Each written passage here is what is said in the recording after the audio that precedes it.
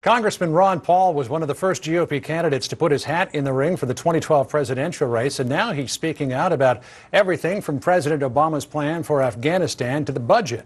Joining me now via Skype from Lake Jackson is Congressman Ron Paul. Congressman, thanks so much for being with us. We were speaking off camera just a moment ago saying I very much enjoyed covering you in the 2000 campaign when you got 42 delegates. You eventually withdrew in June. You say your odds are better this time around. What's different about this campaign? Well, I think everything I've done now grows in credibility because we've talked about the economy and the danger of the debt, the financial bubble that was, approaching,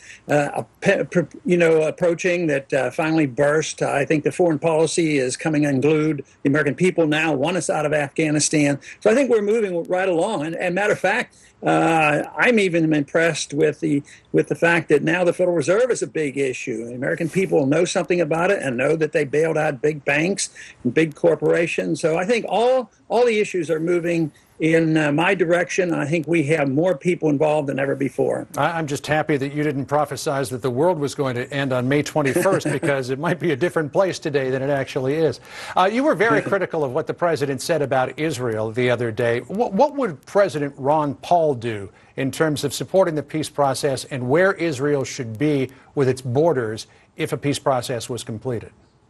Of course, Obama got a lot of criticism. Mine was slightly different, but I thought what was happening made my point that it's not in Israel's best interest to be so dependent on us because they give up their sovereignty, and then we tell them what to do. So we're in charge. They have to listen to us. They get all this money, and then if we decide that the balance should go to the Palestinians rather than to Israel, then a lot of trouble comes from this. So I thought it gave me a perfect time to argue the case for non-intervention, and that is let the countries over there settle their disputes, not done with American money. I mean, just think how many dollars we spend trying to buy peace over there, and the more we spend, the poorer we get, and of course, we never see the results. We don't see peace. But what do you think would be reasonable in terms of where Israel's borders end up? Should there be a peace agreement?